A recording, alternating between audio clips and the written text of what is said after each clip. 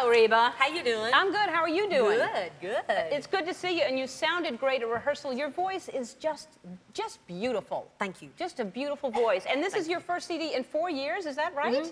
Yeah, I hadn't released a studio album since '99. Wow. Now, so I kind of know what you've been doing, but what have you been doing? Well, in 1999, I decided to, well, no, that was in 2001. I decided to go on Broadway and do Annie Get Your Gun. Right. I was there for 6 months, and after that, I did a 5-week tour with my friends.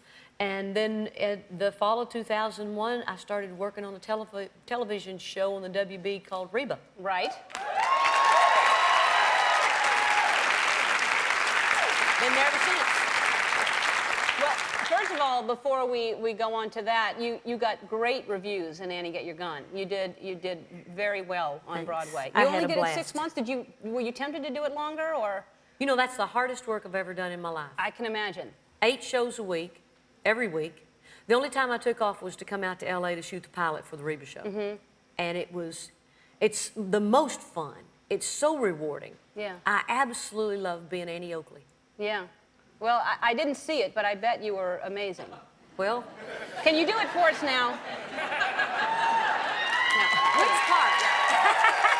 Anything. Yeah. I'm quick on the trigger with targets not much bigger than a pinpoint.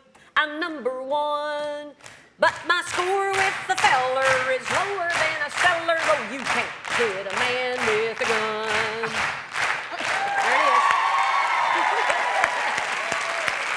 There it is. It was great. Yeah, but I bet no matter how great that is, to do that many performances, do you just blank sometimes and just go off and while you're singing and you're somewhere else? One afternoon or one night, at one performance, I'll say, I was stage right, and I was waiting for my cue to come on stage. And Brent Barrett, who played Frank Butler, and John Shuck, who played Buffalo Bill, were on stage, and they were having this big talk. And I was supposed to come on and say, Frank, Frank!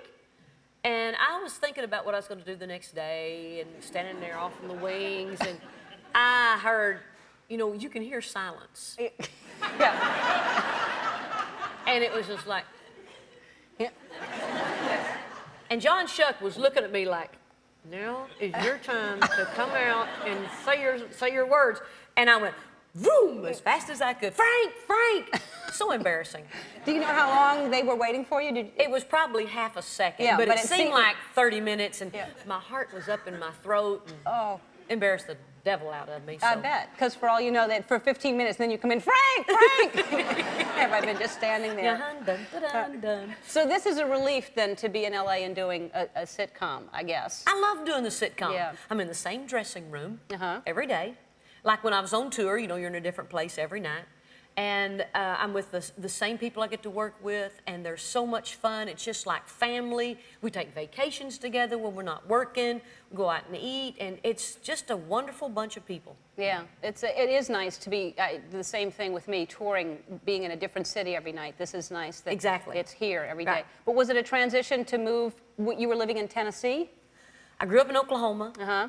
moved to Tennessee in '88, went to New York in 2001, then out here. I think going to New York first really helped me. If I hadn't done that, I would have gotten lost a lot more than I do now. Yeah. Well, yeah, New York is really a transition. Yeah, either walk Yeah. or somebody's driving you. I Right. wouldn't have driven in New York City for anything. I wouldn't either. But I can out here in LA. Yeah. It's easier. Yeah.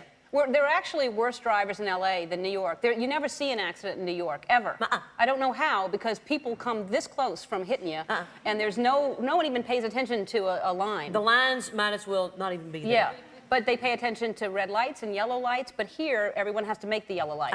You know? That's just a warning that you should speed up. Yeah. Yeah. Hurry. Yeah. Hurry. But, so you do like it here? I really do. Narvel and Shelby and I, we've adjusted very well. Shelby's a surfer. He loves that part of it. Oh, yeah? Can you imagine a Tennessean surfer? Yeah. It was, Is he just going loves hang it. ten like Hang that? 10, yep. He loves it. And he and his dad are really good golfers, so they go play golf together. And That's great. I'm a bad golfer. Yeah.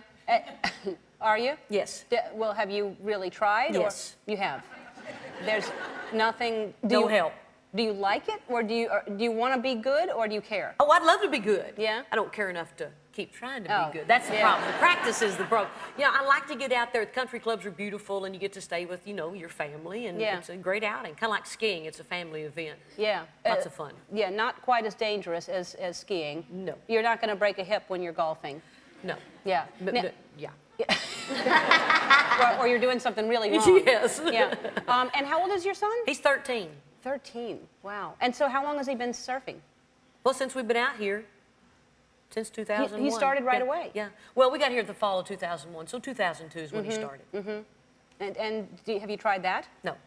No. I don't really like the water. Really? No. I like to look at it. And I don't mind flying over it or being on top of it, but I don't like to get in it. You don't like to be underneath it? No. No interest in scuba diving or anything like that? No. Snorkeling, I panic, you know. No, yeah, I don't like it. I snorkeled for the first time a couple of years ago, and I loved it because it's this whole other world that's beautiful. But I was so nervous water would get in. I was clenching so hard on that scuba thing that I wasn't relaxed. I was like that, and a beautiful fish! Holding on as tight as I could so no water would go in. Oh, it's so pretty! Oh. We were in the Hayman Islands in Australia. We were going to go down there and on the Great Barrier Reef, and Narvel wanted to go snorkeling, and I said, I'm just going to sit in a little boat, and it's glass bottom, I'll just be fine. And pretty soon the guy came and said, you've got to get out here. Your husband is just dying for you to come out here. And I said, well, all right. So I hung my feet out on the back of the boat, and he said, okay, now hop into the water. I got my little flippers on and had my little goggles on, and he said, okay, now here's how you use the snorkel. So he took the little thing that you put in your mouth, and he washed it off, and he put it in his mouth. And he said, see, here's how you do it. I said, oh, that's good. So he washed it off, and he said, here.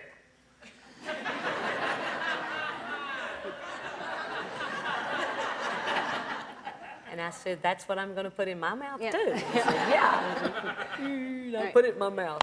So I went around a little bit, but boy, Narvel's hand, I was just like that. Yeah. Because I'm just, you know, I didn't know what was behind me. Yeah. And what was going to come creeping up. Yeah.